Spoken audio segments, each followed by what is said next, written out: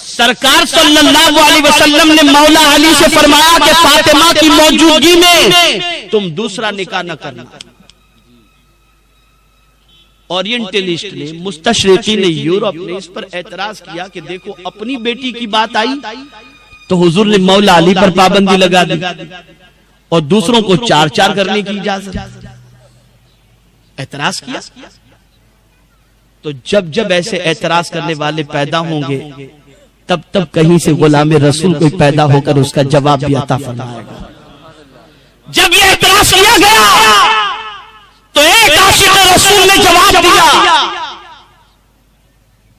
کہ رسول اعظم صلی اللہ علیہ وسلم نے اپنی بیٹی کے فائدے کے لیے نہیں، مولا علی کے فائدے کے لیے نہیں، بلکہ جو مولا علی کے نکاح میں اگر کوئی آنے والی ہوتی اس کے فائدے کے لیے اور اس کے ایمان کو بچانے کے لیے حضور نے یہ فرمایا. اب اس کے ایمان کے بچانے کی کیا بات؟ تو وہ مفکر، وہ عاشق رسول جواب دیتے ہیں وجہ یہ تھی کہ 2 سوکنیں جب ہوتی ہیں ان میں جھگڑا ہوتا ہے نا، وہ شوہر کو کچھ نہیں کہتی، شوہر کی بیوی کو اس کی اپنی سوکن کو کچھ نہیں کہتی، اپنے شوہر کو کچھ نہیں کہتی، اپنے سوکن کے ماں باپ کو برا بھلا کہتی ہیں. اگر حضرت خاتون جنت کی کوئی سوکن آتی اور کچھ بات بگڑتی تو وہ حضرت فاطمہ کے والد کو برا بھلا کہتی، جس سے ان کا ایمان چلا جاتا، آخرت برباد ہو جاتی. تو رسول اعظم نے اس عورت کے ایمان کی حفاظت کے لیے خاتون جنت کی موجودگی میں مولا علی کو دوسرے نکاح سے منع. یہ ہے یہ وجہ ہے.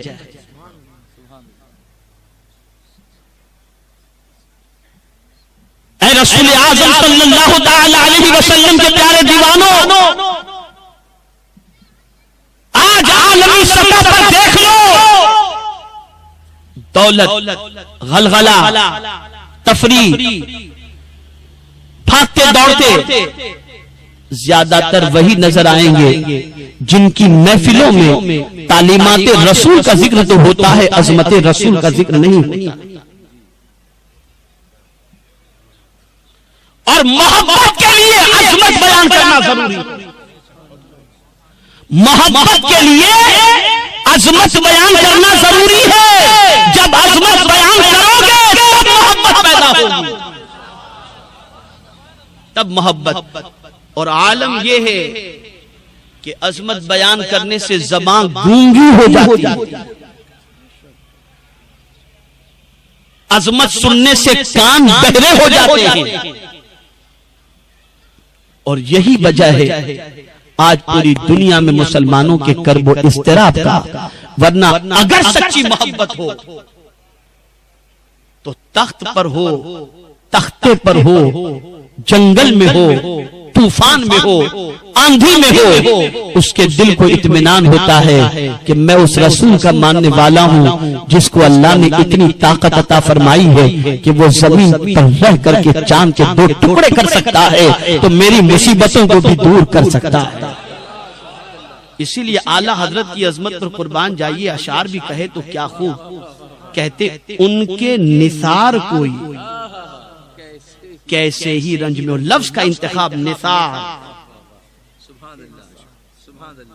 لفظ کا انتخاب نثار. ان کے نثار کوئی کیسے ہی رنج میں ہو، جب یاد آ گئے ہیں سب غم بھلا دیے.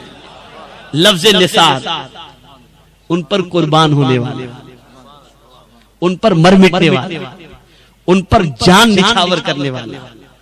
اگر کوئی ایسا ہے تو وہ کہیں بھی ہو، جب اسے یاد آتا ہے کہ میرا خیونہار مصطفیٰ جان رحمت ہے، اس کو قرار مل جایا کرتا ہے. سوال یہ پیدا ہوتا ہے کہ نثار،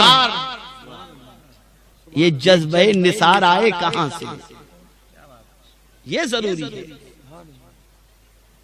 ارے جب حضرت امام شرف الدین بوسیری عالم خواب کے اندر نیند کی حالت میں لقوے کی بیماری کے اندر، فالج کی بیماری کے اندر نعت پڑھے تو چادر اڑا کر ان کی بیماری کو دور فرما دے. اس رسول کی شان کیا کہی. لیکن آج تعلق کمزور ہو چکا. اب دیکھیں تعلق کمزور کرنے کی جتنی بھی چیزیں ہیں نا وہ سب دوسری جماعت میں ملیں گی.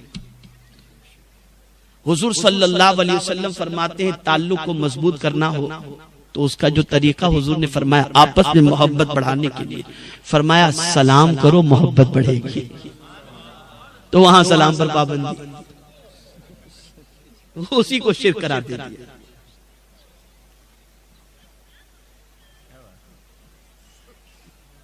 وہیں پر پہلے ہی بالکل پہرا بٹھا دیا محبت بڑھے ہی نہیں.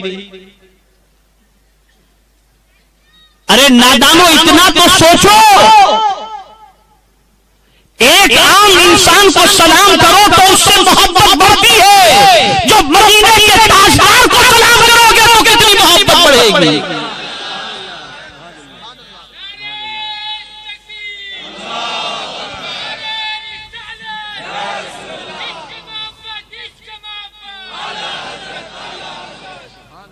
مسجد نبوی شریف میں حضرت فاروق اعظم سیدنا صدیق اکبر حضرت عبداللہ ابن مسعود اور آقا کریم صلی اللہ علیہ وسلم یہ چاروں موجود تھے.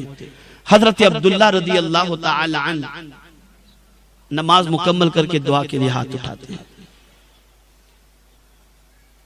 اور انہوں نے پہلے اللہ کی حمد بیان کی, پھر حضور صلی اللہ علیہ وسلم پر درود شریف پڑھا اور پھر جیسے ہی دعا کے الفاظ ان کی زبان پر آئے سرکار نے فرمایا جو مانگے گا تجھے ملے گا. دعا مکمل کر لی. اس کے بعد حضور صلی اللہ علیہ وسلم نے ارشاد فرمایا کہ جب بھی کوئی شخص دعا سے پہلے اللہ کی حمد بجا لائے اور مجھ پر درود پڑھے اس کے بعد جو بھی دعا مانگے اللہ اس کی دعا کو قبول فرماتا ہے.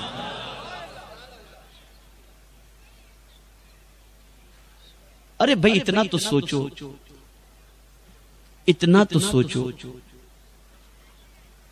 کہ آقا کریم رؤوف الرحیم علیہ التحیۃ والتسلیم پر اگر اذان سے پہلے کسی مسجد میں درود شریف پڑھا جاتا ہے تو کون سا غلط کام ہو رہا ہے. لیکن وہاں بھی اعتراض